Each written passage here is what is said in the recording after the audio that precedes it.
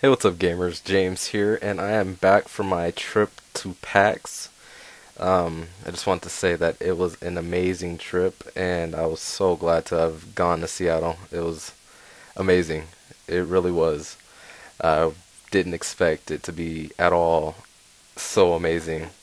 And part of the reason why it was so great was because I spent it with a bunch of friends, and I just had an all-around good time. And if you want to if you want to see my experiences at PAX, I wrote a blog about it on Destructoid.com, which is a really good website, a video game website for video game news, and it has an awesome community there. So if you haven't checked it out, go check out that website. It's a pretty good website. The description or the link will be in the description below. And yeah, I just wanted to use this video to basically give you my impressions of all the games I got to play at PAX. And I think I got a good round of games that I played at PAX. And I definitely met some people while I was playing those games. So let's start off with Street Fighter Cross Tekken. That was one game that I played, I want to say a good 10 times or so.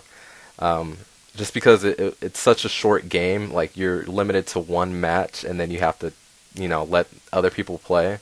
What I'd do, I'd play one match and hop back in line and play it again, just because it's so good. But basically, if you don't know what Street Fighter Cross Tekken is, I'm sure even if you don't know what the game is, you know like characters from Street Fighter, and you know what Tekken is.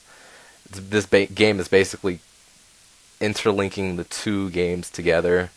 Um, Basically like the characters from each of the universes, and basically making like a Marvel vs. Capcom, like having one side versus another. Um, and it's really fun.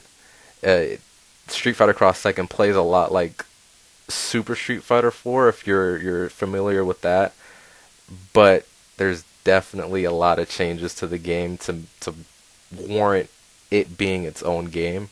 Like they added juggling, um, which is I guess what they took from the Tekken side, and so basically there's a lot of more room for like combos and doing these super crazy switch off type things. It's crazy, but it was a lot of fun. I got to play that game a lot, and I tested out a lot of the characters. Some of my favorite characters were Yoshimitsu and Raven. And I guess I'm not a diehard, but Ryu's my go-to character from Street Fighter, so I used him once or twice just to test out to see if it was familiar, like if you played Street Fighter, if it was kind of the same or whatever.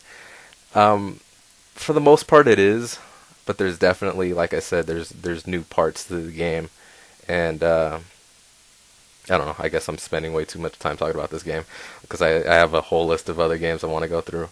But basically, if you're familiar with Super Street Fighter 4, um, and you're familiar with Tekken, uh, take what you know from both of those games and try to put them together, and that's Street Fighter Cross Tekken. Um, and Capcom did an amazing job putting both game or mixing the two together, I should say. It was a lot of fun. Um, and actually, when I was playing the game, I actually got to meet Seth Killian, who was I don't know what exactly his title is at Capcom, but he's like the big head honcho for like Capcom fighting games, like Ultimate Marvel vs. Capcom and like all the Street Fighter games and things like that. So I got to meet him, and it was amazing. Like I was kind of starstruck because I look up to the guy. He's an awesome commentator. He knows his stuff, and I got to take a picture with him. And so like if you go to the blog that I wrote up, the picture is right in there, along with a whole bunch of other pictures as well. Um, so yeah, after Street Fighter Cross Tekken, I got to play some Ultimate Marvel vs. Capcom 3, and that's it's basically Marvel vs. Capcom 3 with more characters and some balancing and a few little adjustments to the game. Overall, it felt like the same game. It felt like Marvel vs. Capcom 3, but just the new characters added something new. And they're, for the most part, all of the characters, there was Strider, Nemesis, Hawkeye, and Doctor Strange. All of them, they fit into the Marvel vs. Capcom 3 universe or whatever, into that fighting game. Strider, as always, was amazing. He was awesome in Marvel vs. Capcom 2, and so I expected nothing less. And you know, Capcom knew that, and so they made him awesome in this game. Nemesis, wasn't too big of a fan of him, but I can definitely see other people using him. He's a big guy, slow, but that's just not my type of character that I like. But he was cool. And then there was Doctor Strange, who I didn't really get to play as very much, but I can definitely see myself, using him. And Hawkeye, I wasn't also not too big of a fan. He just used his bow and arrow. Wasn't really interesting at all. Pretty much Taskmaster has his combos or his moves or whatever. But overall, the game was fun. Got to play that a few times. So if you're a fan of Marvel vs. Capcom 3 and you're looking forward to like the new characters, definitely try it out. It's only gonna be $40 when it comes out. So if you have like your copy of Marvel vs. Capcom 3, just trade it in and get the newer copy, shave some dollars off. But after that, Gears of War 3, I got to try that. It was awesome. I played Beast Mode, and Beast Mode is surprisingly really fun. You're on a team of like 5 people, and you all share like this pool of money. I think you start off with like $500, and like when you first spawn, you get to choose what type of locust you want to be.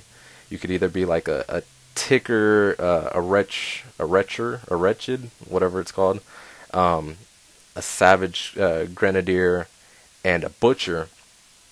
So when I started off, I played as the ticker, and the tickers are these fast little creatures that run up, and you could run up to an AI controlled character and basically explode.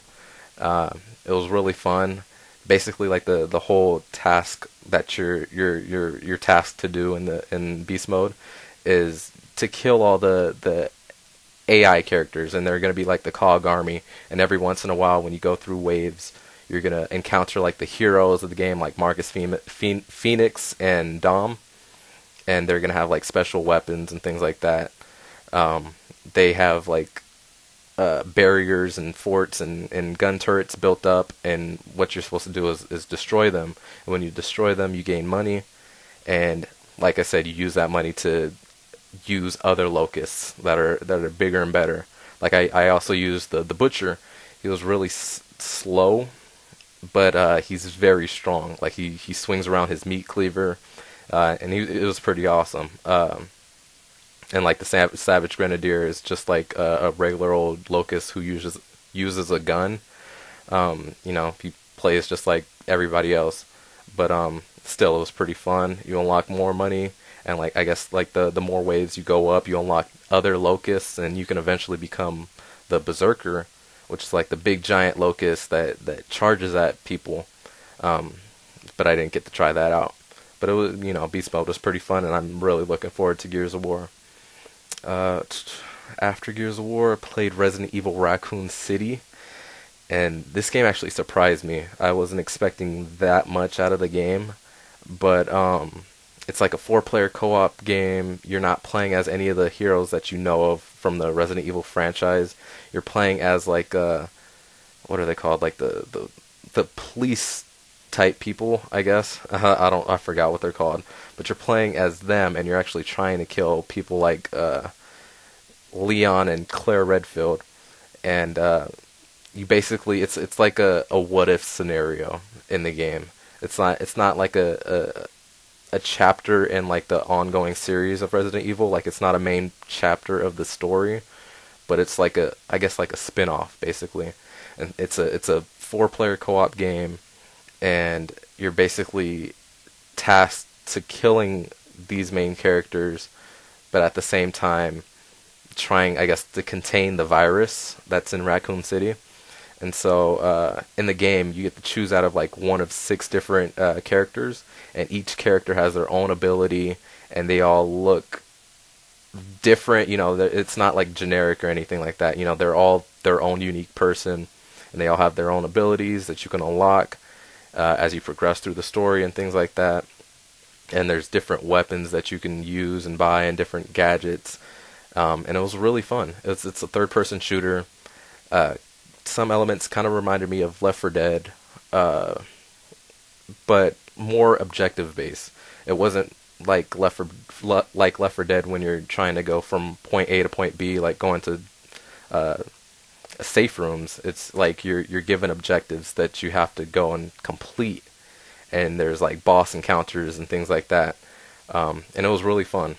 I got to play as a bigger dude, and I chose a shotgun and a pistol, I believe. And one of his special gadgets were like these claymore or these mine type things that I could set down, and I could even either choose out of two different mines. I could choose to place one down and then I activate when to blow it up, or I can choose the other one where to set it down and it'll blow up when an enemy gets near it. But when that other mine wasn't as strong as the one that I chose. The one I chose was the one where I have to activate to trigger it.